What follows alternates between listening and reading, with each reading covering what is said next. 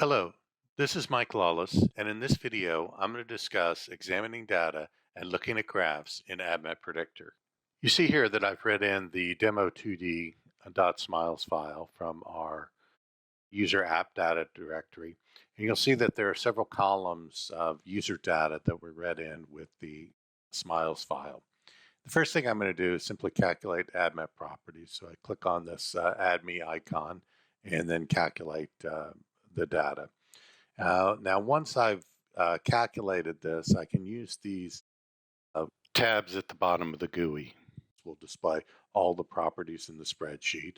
User inputs will only display those associated with the information that was read in. Now, later, if I create an equation, it would also show up here or add other attributes in here.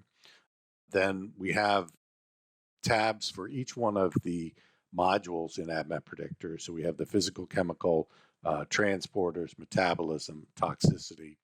And you'll notice that each one of these create what we call star plots.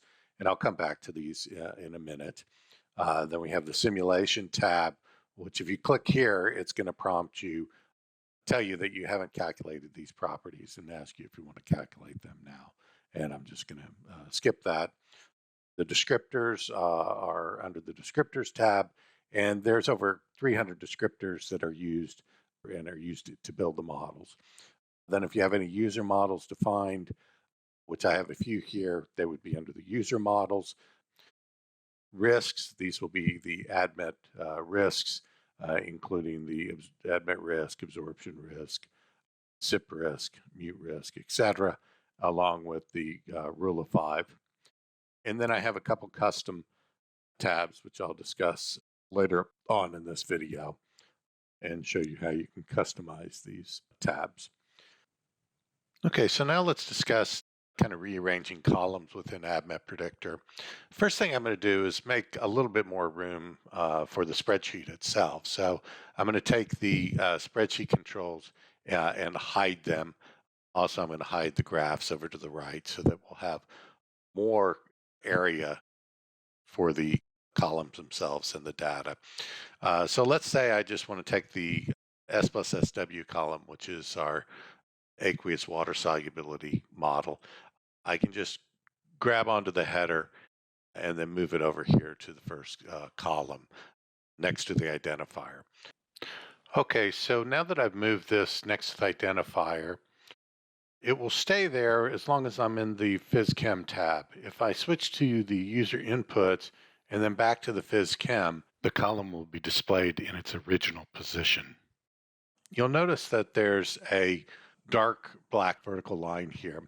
That is called the pin line. Anything left of that will always show up in that same position no matter what tab you're in. So if I want the aqueous water solubility column to always be displayed no matter what tab I'm in, I can go over and I can pin it. So here I'm just going to go over and right click on the column header and then select pin column. That will move it over to the left of the bold line. Now, no matter what tab I'm in, that column will always be displayed in that same position. Now, also, you'll notice that there's a little bit more information here in the S plus SW column, and that's the uncertainty estimates for this.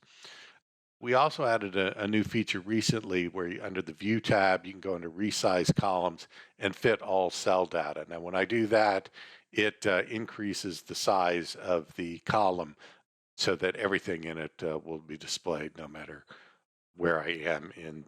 We can also rearrange columns under the using the Arrange Columns dialog box. So that's under the View columns. I also use Control-Alt-V to bring up this dialog box. Now here we can take any of the displayed columns and rearrange them. So let's say we want log P and log D up near the top next to S plus SW. We could also add other columns from other modules or descriptors over into the displayed columns and then rearrange them here. So I'm just going to use the S plus log P and S plus log D columns. And when I click there, you'll see that they're moved over. Now, you will also notice that they are to the right of the pin line. If I want those columns pinned, I can right click here and set the pin line here. Now I can switch tabs and I'll always have those columns. Now, if you want all your, if you want certain columns to be in a certain place, you can create a custom tab. So that's obtained by clicking on the customize tab down here at the bottom. And I've already got a couple defined. I'm going to add a new button. Let's call it my props 2 or click OK. And then you can select various properties over here. Now, these will be selected here, and then I add them over to the selected attributes here. Now, my props 2 will have these 4 attributes in it. We click OK. As you can see, it's added a new tab here, and we can click on that and see those columns there. And of course, the pin columns are also going to show up. Okay, so now let's go over to the PhysChem properties tab here. And let's say we want to filter for various properties here. So there are some advanced widgets over under the spreadsheet controls. Again, I'll pin this column so that I can, or pin this widget so I can work with them. The first thing you see here is molecular, so they're all listed at molecular properties. So let's say we want to filter for molecular weight, let's say. So we would specify the MWT column here, and then it gives you the range of the whole data set here. So 32 to 478. Let's say we want to filter out anything below molecular weight 100. So I just type that in here and then hit the tab. This advances this pointer. And then over in the right-hand corner, you can see it says 96 unhidden rows, 8 hidden. And the 8 hidden ones are the ones where the molecular weight is below 100. Let's say we want to look for S plus log P, and we want to filter out anything below, let's say, 1 and up to 5, let's say. Now, once I enter this, I have to either click in another box or hit the tab button to update the filter. And then now we've got 75 rows hidden, or excuse me, 29 rows hidden, 75 displayed, and they would meet this criteria. Molecular weight between 100 and 478.2, log P between 1 and 5. And then if I want to just go back to the original one, I can just click this on mole property, and also this one, go back up to mole property, and you'll see that all of the rows will be displayed. We have a couple tools to search for various rows that meet certain criteria. So the first one is under the edit menu, and it's find text. I also use the Control F shortcut key to bring up this dialog box. And here we're going to use no for the search query, and we're going to search for 2C9 compounds that are not a substrate. So we're looking at our substrate model. We're going to allow a partial match search. So, these all have confidence estimates in them. So if we click OK, that finds 49 rows that meet that criteria. In other words, they have a no for the 2C9 substrate, and we can find that over here. So here's your 2C9 substrate, and you'll see that they're all no. We can also move these rows to the top. So we can move to top, and then you'll see all the ones up here that are no, then everything else is yes. We can also go back into this dialog box, and we can turn on do not deselect items. So now we can change the query, and let's look for compounds that are not a 2C19 substrate, and then click OK, and this will add another 20 or so rows to make the total 60. So these are compounds that are neither a 2C9 or a 2C19 substrate. Another tool we can use is the Query Wizard. That's under Edit Query by Structure/Property, or again, Control Q. So this is where you could type in a query. I'm going to demonstrate using the Query Wizard. So with the query wizard, we would specify certain criteria, and we can specify more than one criteria. So let's look for compounds that have a low log P. So we're going to look for S plus S log P. And when we double click it, it transfers it to this query tool here. And then let's look for compounds that have a log P greater than 2. Click OK. So it's building this. And we'll look for compounds also that have a PEF value less than, let's say, 2 also. So we click that in there. So it's building the query here, and then when we say OK, it transfers it over into this query box here. We can also change this criteria once it's in this dialog box. So in the query dialog box, you can't change it here, but you can in this dialog box. So if we click OK here, just finds 5 compounds that would meet that criteria. If we want to expand that, we could go back into the query tool here, and let's say compounds with a PEF of under 3, click OK, and it found 7 more compounds, so a total of 12 now. Okay, so now let's move on and discuss heat maps. So heat maps are created by this icon here. So it's the heat map icon. I'm going to click on that, and then we can select various columns to color the cells in that value. So we can color by red, yellow, or green, or blue, white, red. So the default is red, yellow, green. So low values are red, medium values are yellow, and high values are green. And it's a continuous spectrum there. Now, if we want to do, this will only work on what columns are displayed. So I'm in the metabolism tab. Let's go to the all tab, click on the heat map icon, check all. So we're going to select every column here and then just click OK. And you'll see that it's highlighted those columns. So let's look at the molecular weight here, or the formula weight column. If we click once, this will sort the column in ascending order. So the low value, 32, is red, and then if we scroll down to the very last one, the highest value is green. Now, if we want to reverse that, say we want low values green and high values red, we could right-click on this column header and then set the color direction to descending. Now your low values are going to be green and your high values are going to be red. Note that this will also color text column types. For instance, CYP1A2 inhibition, the no's here are colored red and the yes are colored green. You could reverse that also.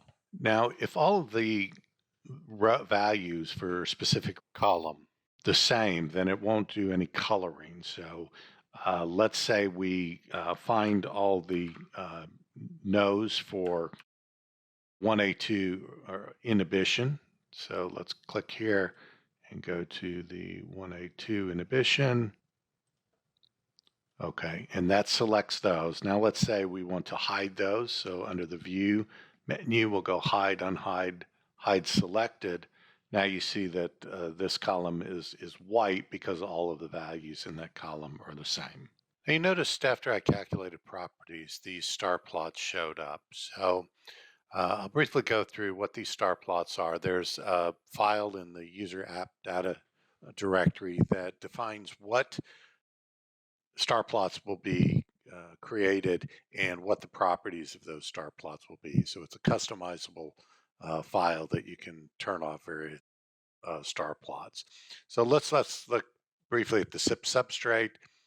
So if I hover my mouse within that wedge there, it will tell me what that wedge pertains to. So this is CYP2C9 substrate, 2C19. This yellow value, which is much smaller, is 2D6. And it's simply the length. For this is a binary model. It's either yes or no. So no is a very short wedge, and yes is a wedge that's full length there. We can right click on this and we could modify this plot if we wanted. Now, we would just modify it for this session. but we could, color a specific one, change the color of these, and do various attributes here. If we look over at the SIP clearance value, you see that the SIP rat liver microsomal clearance is in log units. So let's take a look at how that's defined. So the rat liver clearance here, it's a fixed value, minimum and maximum 3.5, and it's defined on the log scale. And the reason we do that is to just allow this to go across various spreadsheets. So it's an absolute scale from 0 to 3.5. If we go over to the PhysChem tab and we look at something like uh, molecular weight, this is relative to this particular spreadsheet. So the lowest molecular weight is 236, or excuse me, 71, and the highest is 45, as seen there in the brackets. And this one is 236, and that what determines the length of the wedge. So if we change something to say, let's log p, this is kind of an intermediate value. But if we sort and we find the smallest log p, you'll see that that is a very short wedge. If we filter the other way so that the highest log p value is up here, you'll see that this is the longest wedge there. We can right click on a particular attribute and say insert column and insert a star plot, and then we can specify what we want to plot on that. So let's plot absorption risk, and then let's have that as red, and then click OK. So that will add the absorption risk. Let's look at for compounds that have maybe an aliphatic amino acid. I believe that's what that descriptor is. Again, we can click on that. Let's change the color of this one to be dark blue. And then we just click OK, and then click OK, and we get these two wedges here where this is the length of that particular wedge. So you can create your own star plots. Maybe if you have particular attribute types that you read in from your corporate database, you could define star plot for that, and then it would look at your own values. So now let's switch gears and talk about the various charts we have. I've hidden these, so I'm going to go over here and hover on the chart 1 and then pin that. This is a certain size when it's pinned over here, but we can undock this simply by left clicking on the yellow area here and just bringing it over to the center of the screen. And then let's resize this particular dialog box here. So this is by default under the settings dialog box. I think if we go to display, these are the charts that are displayed on startup. So a histogram and a 2D scatter plot. So those are by default displayed. And of course, you could change those values here.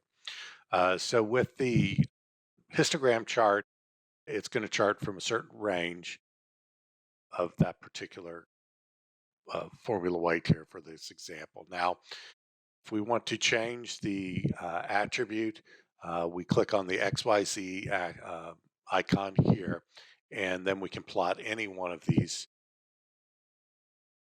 distributions, a distribution for any of these properties here shown in this dialog box here. We can also clean up or specify the number of bins here. So let's leave that at 10, and let's go from 50 to say 500. So we can specify a minimum value and a maximum value. And then if we hit the apply button, that will just apply that criteria, and we can do other modifications while keeping this dialog box up here. So let's do 0 for the x-axis, number of decimal points. We can display up to 32 bins per page, and those have options of using the same scale or ordering the labels by bin count. We can also use the Y as a color mode, so we'll keep that, and then let's click OK, and that kind of cleans up the count. Now let's say we select a few of these columns here. I just selected them manually. We could use a query to select those. And then once we can toggle in two color modes. So here the red bars would be for the 5 compounds I have selected, or 5 rows I have selected here. And this will correspond to this axis over on the right here. So this is more of, it basically is kind of puts these on a percent. So the highest value for red would be the same height as the highest for the unselected values here. If we want to just make them all on the same footing, we would go back into the settings and say, don't use this second axis.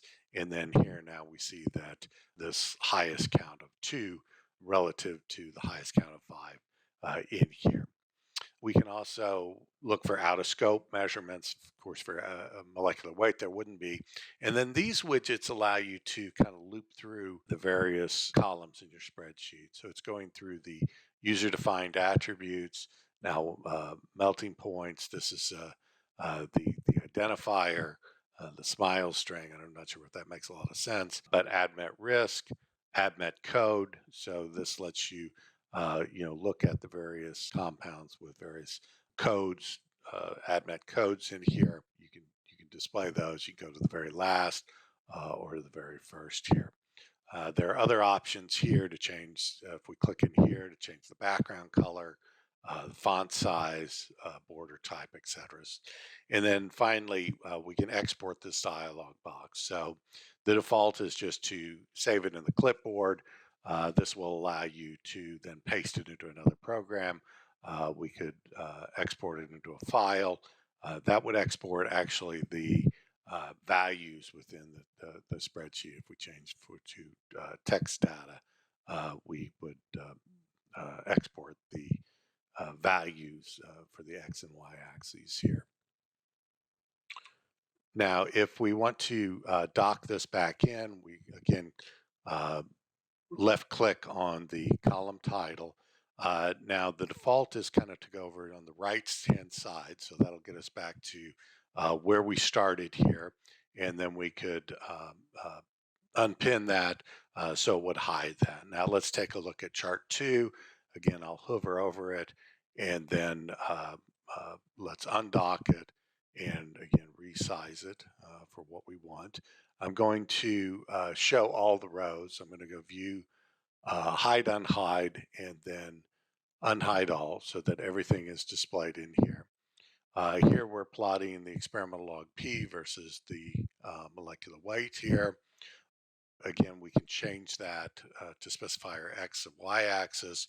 We can also specify a color or we can color code the points in here. So let's look for aliphatic carboxylic acids and then highlight that. You see most of them are red points, but the green points here will have a carboxylic acid in them. And as you just saw, I can take my mouse and hover over a particular point, and it will show the molecule associated with that point, the name of the molecule, and then the two properties that are plotted along with the color properties. So this doesn't have a carboxylic acid in there. This button here will display those, so we can change that. We can also highlight selected points here. So we've got 5 points or 5 rows selected in the spreadsheet. Clicking this will highlight the corresponding 5 points in the spreadsheet. Similarly, we can select points in the spreadsheet, highlight them, or excuse me, in the graph, and then push this button and it'll highlight the corresponding rows in the spreadsheet here. This will throw away out of scope predictions. Now, since we're plotting user data, nothing's out of scope. We can also just show the selected ones, and that kind of lets you zoom in on a certain area of the plot. We can also expand that. So if we click on the zoom and then select a particular area, it zooms on that portion of the plot and kind of makes that full size there. And then this button will unzoom it. Now let's go ahead and show everything here. This button will create a linear fit. So this, I'm using version 10.2, and right now it just displays the best fit line here and gives you statistics up in the upper part of the graph. So the R squared is 0.416. So there's not a lot. There's a little correlation between experimental log p and the molecular weight. The linear regression fit has an RMSE and an MAE. The best fit line has a slope, uh, kind of not close to 1 here, and an intercept at minus 1.4. There's 104 points showing. And then these two RMSE and MAEs are kind of based on the actual values from the two axes, whereas this is the RMSE for the best fit regression line there. And then again, we can use this widget to go to the next value. So here it's changing the x-axis you see here. So this value down here keeps changing. If I hold the control button down, then the y-axis changes. So you can kind of loop through the various column types and plot them on this plot here. So another way to put this graph up instead of using the controlling it and placing it in a certain position is to go into the view dock charts into main window. And I use this a lot if I've kind of lost the graphs. If you can close these or you're not sure where they're showing on the screen, you can go into view dock charts in main window. And then let's just talk briefly about some of the other charts we have. So if we go under data, add new chart, we can create a 3D chart here. So again, we would click OK, and this appears along with the 2D. So here to undock this, I could just grab on left click on chart 3 and drag it over, and it would show these values here again. And then we could again plot this. So molecular weight, instead of log p, let's go under our predicted S plus log p, and then say maybe for the third axis, plot the aqueous water solubility here. And let's use that as a log value here, and then click OK. And so this plot you can turn by using your right mouse button will turn in this direction, also along the kind of the x-axis here. The left mouse button will kind of move this around in there, and then the wheel will zoom in on various plots here. And you can also, again, hover over or click on a button on a point, and it'll bring up the image of the structure and then the values for exactly what you're plotting there. So if I double click, that will put it back up. Then we have other chart types. A bar plot is similar to a histogram, except the bar is on the y-axis. And then you also have a confusion matrix. So we would use this maybe if we're building a binary classification model and we want to create a predicted versus actual confusion matrix for that. And that'll also show the statistics for everything. Now, in order for the confusion matrix to work, both of the columns that you select have to have similar attributes. So they both need to say no, for example, as a class, so you can't have 0 for one column and no for the other column. That won't work there. So it does, if you have trouble with those graphs, that may be the problem. This concludes the video on data and graphing in ADMET Predictor. I want to thank you for watching. My name is Mike Lawless, and my email address is mlawless@simulations-plus.com. If you have any questions, just please send me an email. Thank you. Bye for now.